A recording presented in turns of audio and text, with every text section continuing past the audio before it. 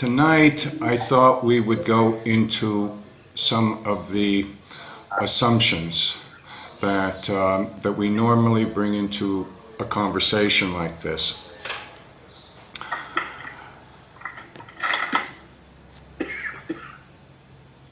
I think of this as the yum of Patanjali's 8 limbs. In fact, I think what you'll find is over the course of the next several weeks, we're going to use basically the outline of Patanjali's 8 limbs. And the first one is yum, which really means sort of restriction, as Yama is the god of death. But really, in the way that Patanjali uses yum, and the way that we'll use it, is to establish the playing field, to understand what our limits are. And as we go into niyam are the ways in which we establish those limits. So my thinking is that those limits that we have to clearly establish in the beginning are the assumptions that we bring into the conversation. And it's many of those assumptions which are going to limit our understanding of something that is basically arising from another culture. The matrix of sacred speech and the interest that we have in sacred speech is largely deriving from our interest in Indian culture, and specifically the transcendental aspects, the mystical aspects of Indian culture. And our ultimate goal with speech and with sacred speech is to find handles by which we can know ourselves and know the world which we recognize are reflections of each other. By the way, as I'm speaking, if somebody wants to inject something or question something, please go ahead. I won't be offended or anything. Okay. So,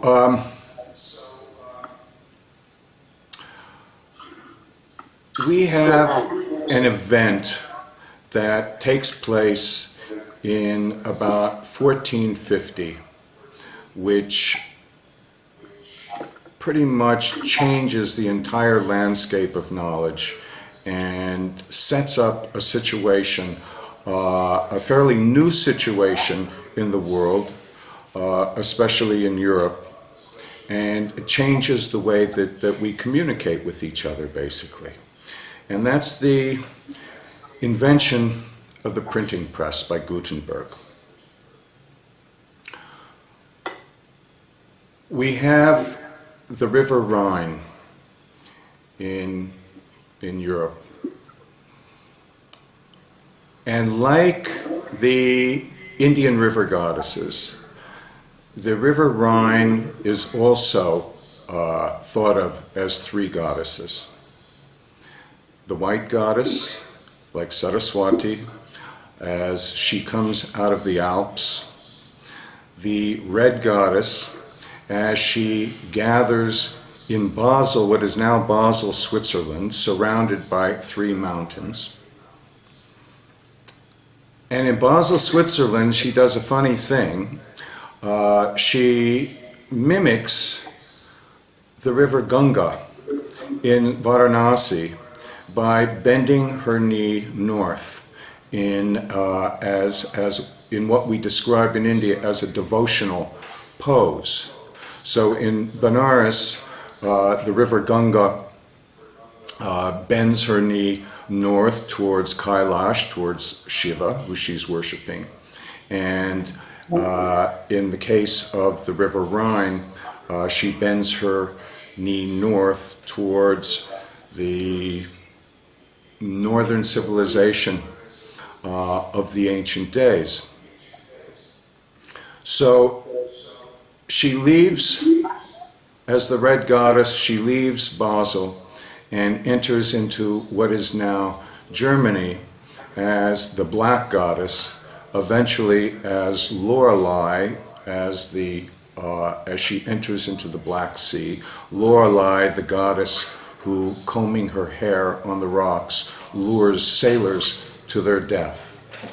But before she reaches the Black Sea, she begins her major work. And this is the work of all the goddesses, it seems to me, which is the work of articulation. For where the river Rhine, coming from one of the early commercial centers of Central Europe, Frankfurt, meets the river Rhine, this is the point, at this sangam, at this confluence of rivers, Gutenberg invents the printing press, and this really changes the entire world. Along with this, or shortly after this, we have a huge social and philosophical, religious upheaval in Europe that we call the Enlightenment. And the Enlightenment changes the way that almost everything is regarded in Europe, and will go on to have a major role to play in the way that Euro-America views and controls the rest of the world. Babaji? Yes? When you said that the River Rhine bends her knee and kind of a devotional position towards the north, you mentioned that, I understand the Ganga Ma, what she's pointing to Shiva, but you said that the Rhine is pointing towards the north. Can you give me more information? Well, there's various civilizations that are attributed to the north. An ancient Suomi civilization in Finland. It's very often thought that there is a meeting of the ancient North with a language that is agglutinative.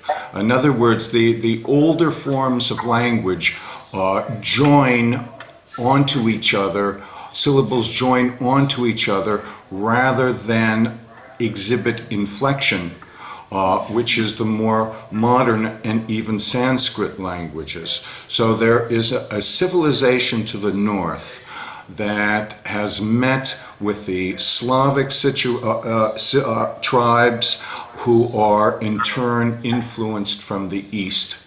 So it's with this sort of meeting in mind that I'm suggesting the northern civilization. Okay. So these confluences or changes of direction, they are liminal spaces where difference encounters its opposite.